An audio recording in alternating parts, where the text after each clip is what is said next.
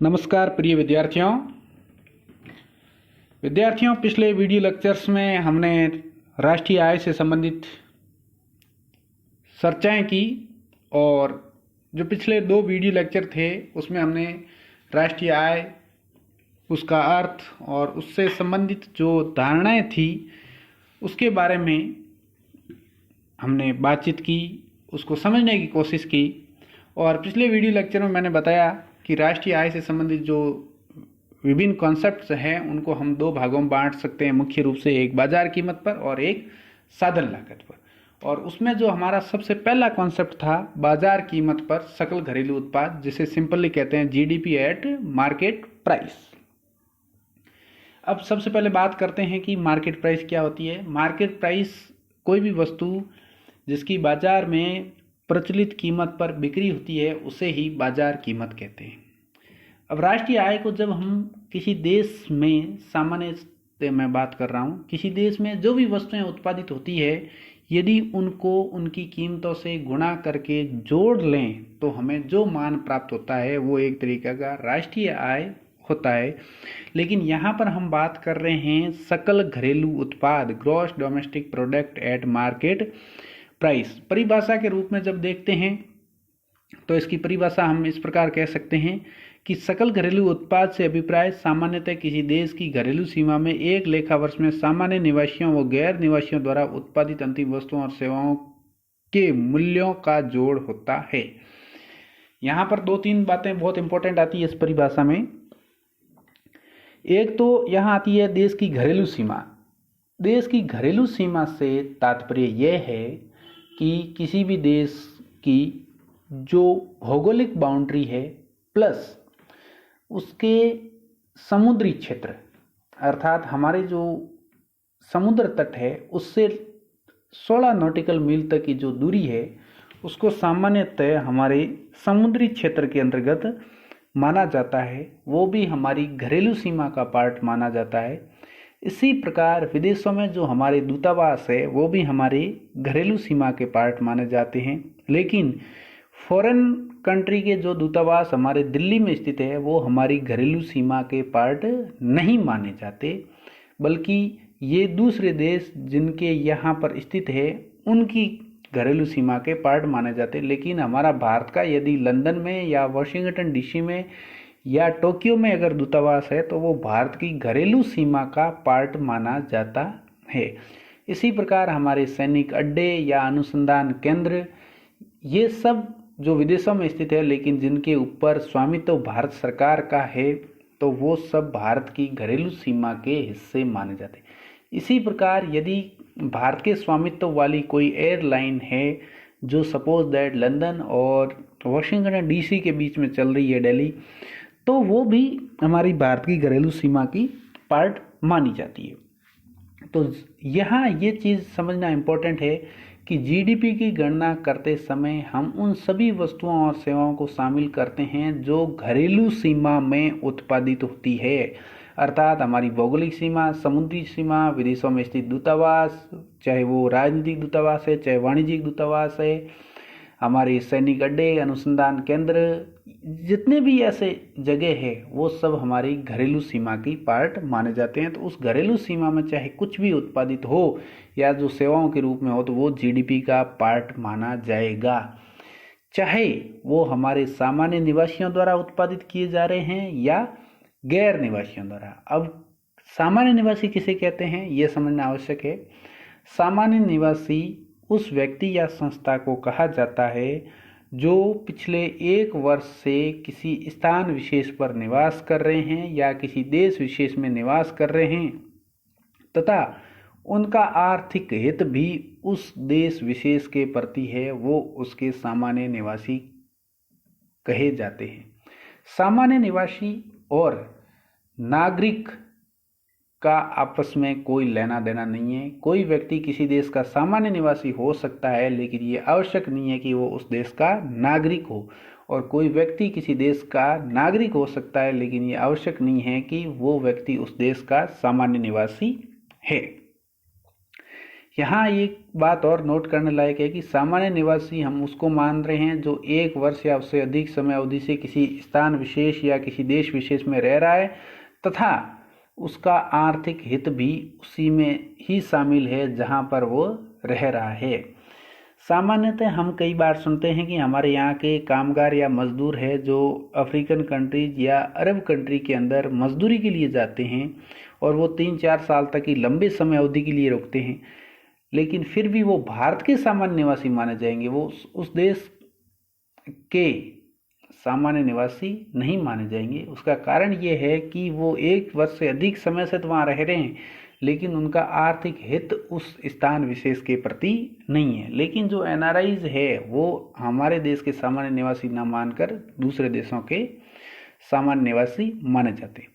यहाँ हम एक और गौर करने लायक बात है कि जीडीपी की जब हम गणना करते हैं तो उसमें चाहे सामान्य निवासी हो और चाहे गैर निवासी हो, उन दोनों का कंट्रीब्यूशन यदि हमारी घरेलू सीमा के अंदर किसी प्रकार का है तो वो हमारी जीडीपी का पार्ट होगा।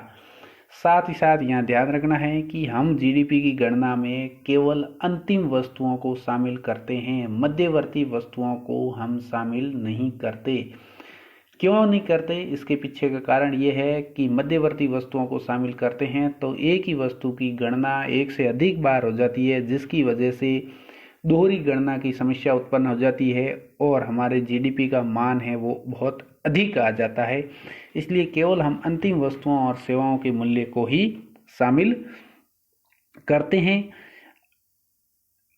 इसके साथ साथ यहाँ एक और नोट करने वाली बात है कि जीडीपी की गणना एक लेखा वर्ष में होती है, एक अकाउंटिंग ईयर में होती है। हमारे भारत के संदर्भ में यदि देखें तो हमारा अकाउंटिंग ईयर 1 अप्रैल से स्टार्ट होता है और 31 मार्च तक चलता है। जो ये अवधि है उसको हम लेखा वर्ष के नाम से जानते हैं। यदि हम फॉर्मूला के रूप में देखें तो जीडीपी क्या है कि जीडीपी जो हमारे देश में प्रोडक्शन हो रहा है उसको यदि हम उसकी क्वांटिटी को प्राइसेस से मल्टीप्लाई कर दें तो उसका जो समीशन होगा वो हमारा क्या कहलाएगा? जीडीपी कहलाएगा।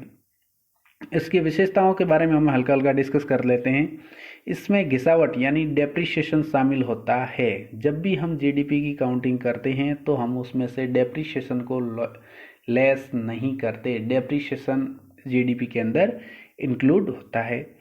सामान्य निवासी व गैर निवासी दोनों का योगदान शामिल होता है, जिसके बारे में मैंने अभी आपसे डिस्कस किया कि हम जीडीपी की गणना करते हैं तो उस समय हम ये ध्यान नहीं देते कि ये जो प्रोडक्शन हो रहा है वो सामान्य निवासी द्वारा है या गैर निवासी द्वारा। बस यही ध्यान रखते हैं केवल कि ये हमारी घरेलू सीमा में उत्पादित हुआ होना चाहिए।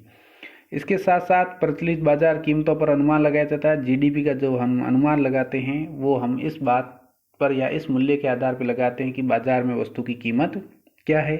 दोहरी गणना की समस्या से बचने के लिए अंतिम वस्तुओं और सेवाओं को ही शामिल किया जाता है, क्योंकि मध्यवर्ती वस्तुओं को अगर हम शामिल कर लेते हैं तो हमारी राष्ट्रीय आय का मान है वो बहुत अधिक आ जाता है। स्वयं उपभोग वस्तुओं का अनुमानित मूल्य शामिल किया जाता है। यहाँ एक बहुत बड़ी इंपॉर्टेंट नोट करने लायक बात है कि स्वयं उपभोग वस्तुएं, जैसे एक किसान, माना कि एक किसान किसानी करके 20 क्विंटल अनाज पैदा करता है, उसमें से 15 क्विंटल अनाज वो बाजार में बेच देता है तो उसका मूल्य तो राष्ट्रीय आय में शामिल किया जाता ही है। लेकिन साथ ही साथ जो 5 क्विंटल अनाज उसने अपने परिवार के या अपने स्वयं के उपभोग के लिए अपने पास रखा है, उसका अनुमानित मूल्य भी राष्ट्रीय आय में शामिल किया जाता है या जीडीपी में शामिल किया जाता है। लेकिन स्वयं उपभोग सेवाओं का अनुमानित मूल्य शामिल नहीं किया जाता। स्वयं उपभोग सेवाएं होती है, उनका हम मूल्य है वो राष्ट्रीय आय में शामिल नहीं करते। जैसे कि एक डॉक्टर है जो अपने हॉस्पिटल वर्क के बाद में घर पे आकर अपने बूढ़े माँ बाप की सेवा करता है तो उस सेवा का मूल्य हम राष्ट्रीय आय में शामिल नहीं करते। इसके पीछे कारण ये है कि जो सेवाओं का मूल्य है जो स्वयं उपभोग के लिए की जाती है उसमें कई प्रकार के स्नेह, लगाव, अपनापन होता है, जिसका अनुमान लगाना बहुत कठिन होता है। निम्न का अनुमानित मूल्य भी शामिल किया जाता है। कर्मचारियों को निःशुल्क मकान, भोजन और वस्त्र कई बार जो ऑर्गेनाइजेशन हैं वो अपने एम्प्लॉयज़ को निःशुल्क मकान देते हैं, वस्त्र देते हैं, भोजन देते हैं, तो उनका अनुमानित मूल्य भी राष्ट्रीय आय में शामिल किया जाता है, क्योंकि यह भी एक तरीके की आय होती है। उत्पादकों द्वारा स्वयं के उपभोग के लिए रखा गया माल राष्ट्रीय आय में शामिल किया जाता है। यहाँ केवल नई वस्तुओं और सेवाओं के बाजार मूल्य को जीडीपी में शामिल किया जाता है। यहाँ ध्यान रखना कि हम केवल और केवल नई वस्तुओं की जो क्रय विक्रय होता है उसके मूल्य को ही राष्ट्रीय आय में शामिल करते हैं। पुरानी वस्तुओं के क्रय विक्रय को राष्ट्रीय आय में शामिल नहीं करते, लेकिन पुरानी वस्तुओं के क्रय विक्रय के दौरान एजेंट को जो कमीशन मिलता है वो राष्ट्रीय आय में शामिल होता है। इसके पीछे का कारण ये है कि पुरानी वस्तुओं को तो इसलिए शामिल नहीं करते क्योंकि उनको उस वर्ष की राष्ट्रीय आय में शामिल किया जा चुका है जिस वर्ष इनका उत्पादन हो चुका है। लेकिन जो एजेंट है उसका कमीशन इसलिए शामिल किया जाता है क्योंकि वह कमीशन वर्तमान वर्ष में अपनी सेवा देकर या अपना कार्य दे करके अर्जित करता है।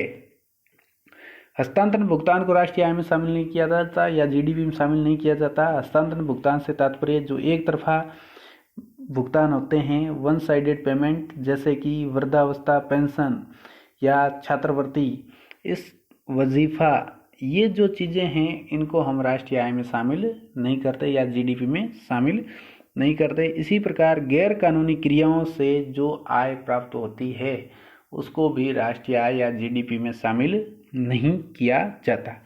तो प्रिय विद्यार्थियों, ये जीडीपी जो है हमारा एक बेसिक कॉन्सेप्ट है और इसी से रिलेटेड हमारे राष्ट्रीय आय की आगे की धारणाएं भी है।